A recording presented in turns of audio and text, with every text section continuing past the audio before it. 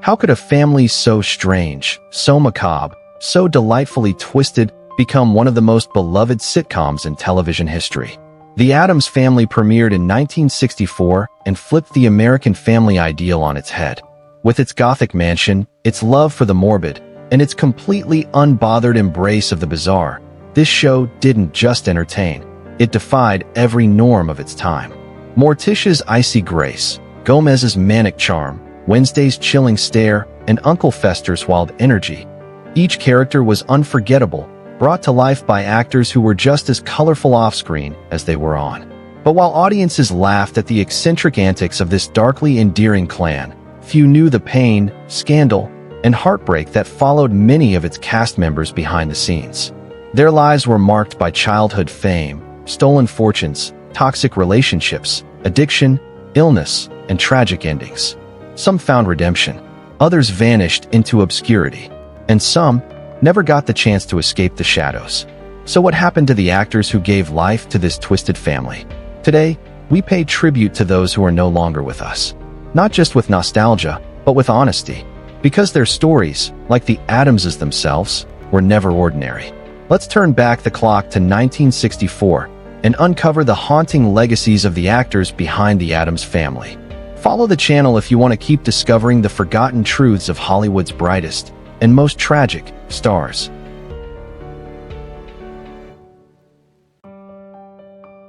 Lisa Loring, Wednesday Addams. 1958 to 2023.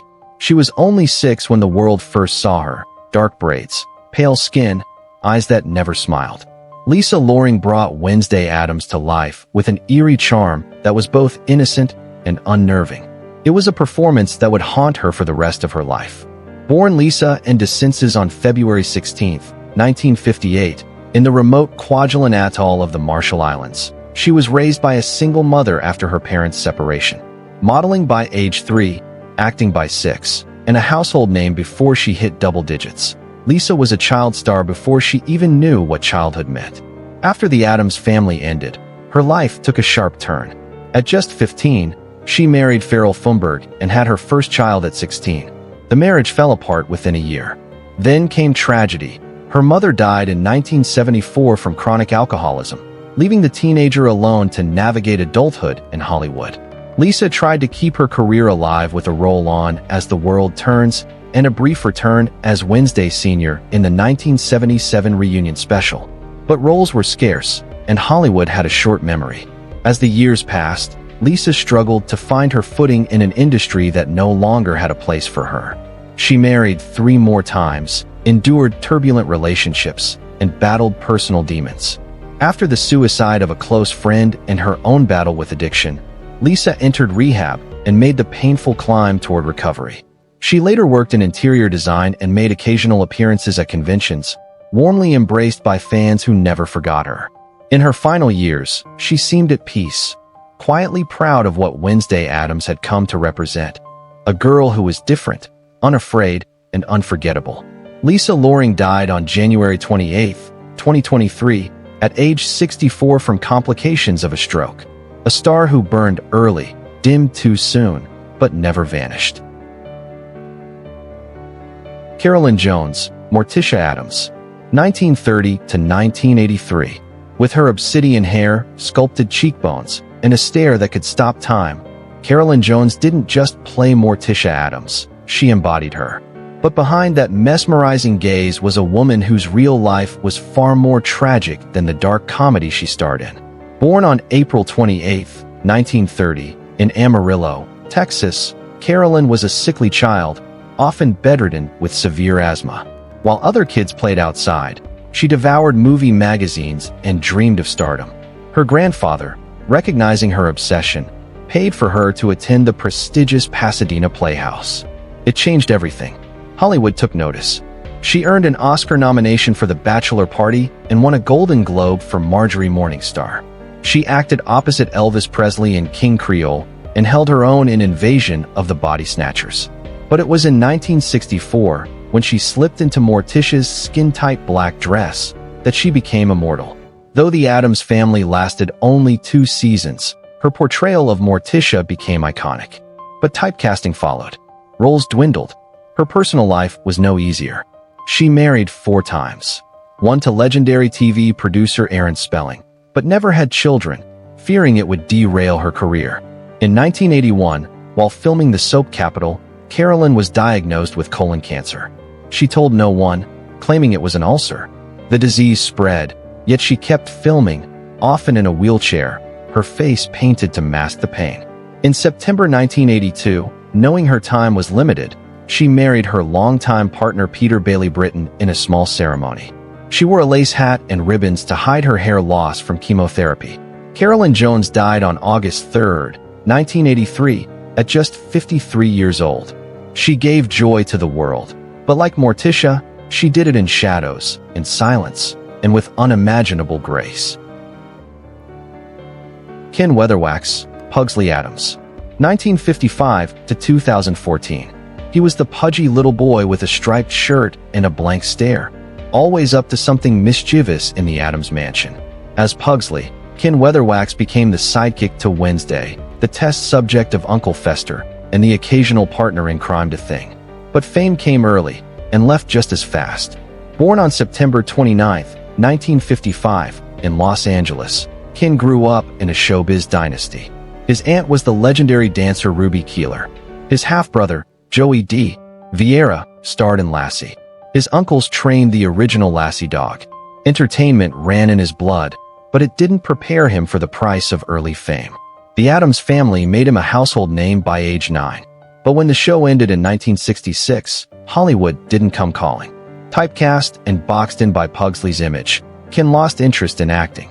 At just 17, he enlisted in the U.S. Army, trading the soundstage for structure and silence. In 1977, he briefly returned as Pugsley in the reunion film Halloween with the new Addams Family, but the magic was gone.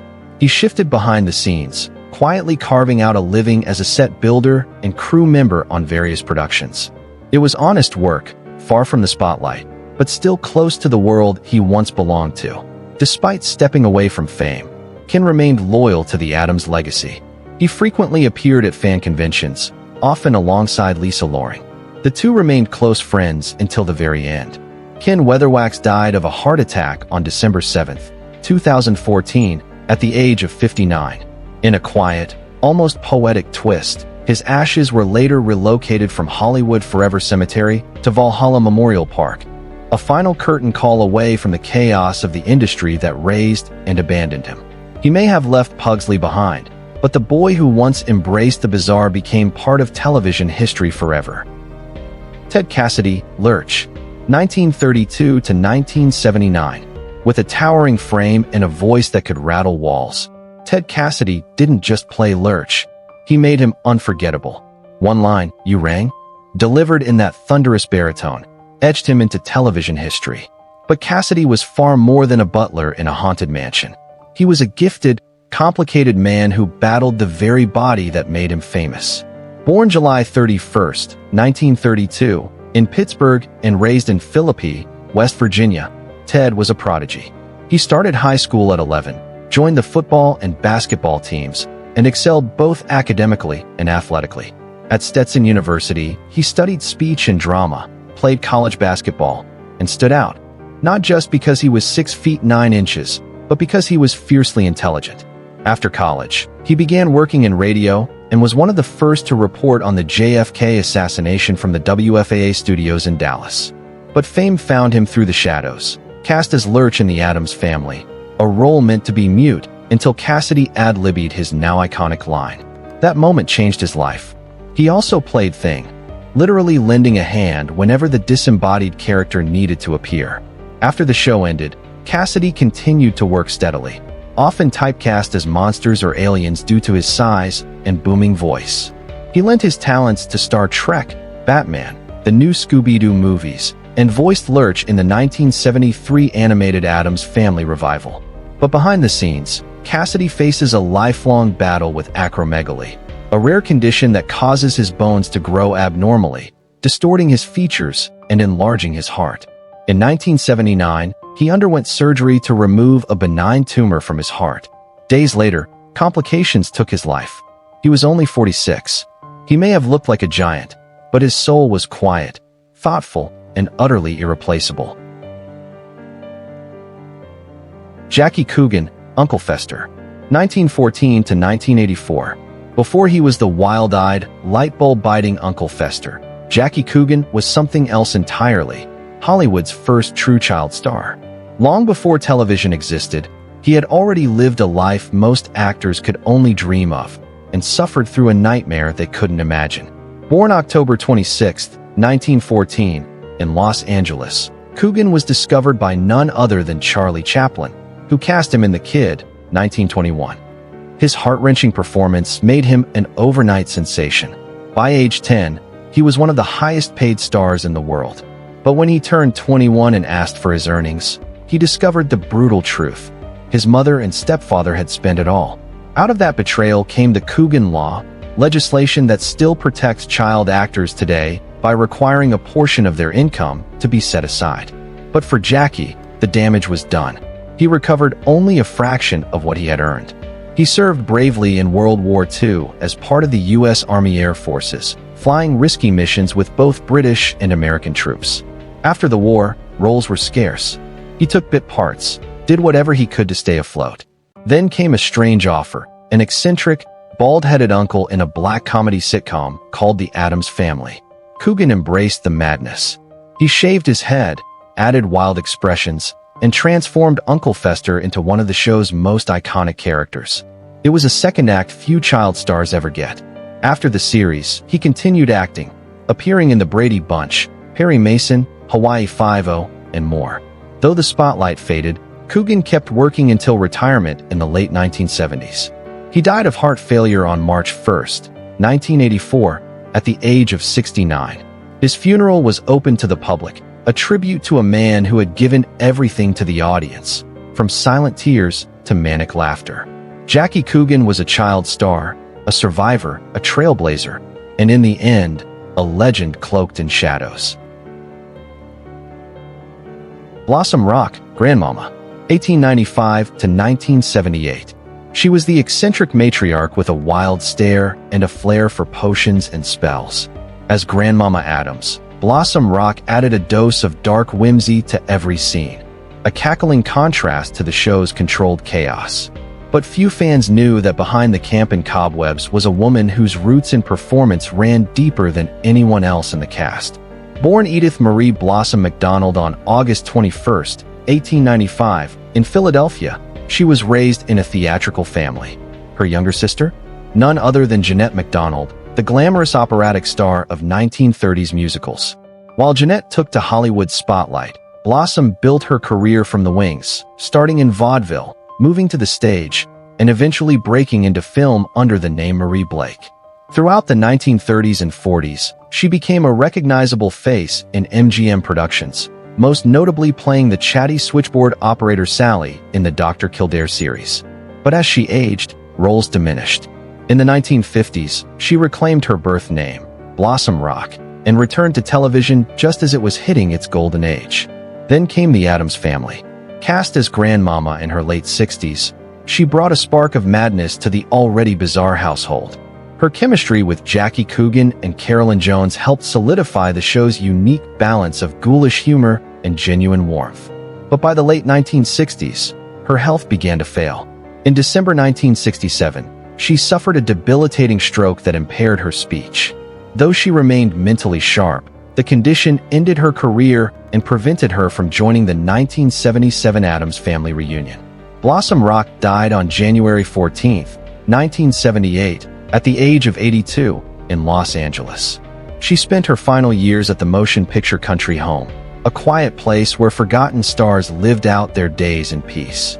She was the oldest member of the Addams cast, but her spirit, her wit, and that unforgettable glint in her eye made her feel like the wildest of them all.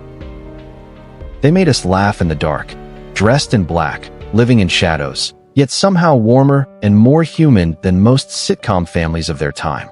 The Addams Family wasn't just a parody. It was a celebration of the strange, the misunderstood, the outcast. And it worked because of the people who brought those characters to life. Lisa Loring, with her quiet melancholy. Carolyn Jones, with elegance draped in gothic silk. Weatherwax, the boy who bore the burden of early fame. Ted Cassidy, whose towering presence masked a fragile heart. Jackie Kugan, who rose from the ashes of a stolen childhood to become a legend twice over. And Blossom Rock, the veteran who waited a lifetime for her strangest, most unforgettable role. They're all gone now, one by one. The mansion grew silent. But somewhere, beyond the veil of memory and reruns, they're still together. Still serving tea in the gloom. Still laughing at the world's idea of normal. Still reminding us that different isn't dangerous, and that family, in all its weird forms, is something to treasure. They didn't just play roles. They left behind a legacy stitched in black lace and buried in laughter. And if you listen closely, maybe, just maybe, you can still hear Lurch in the hallway. You rang,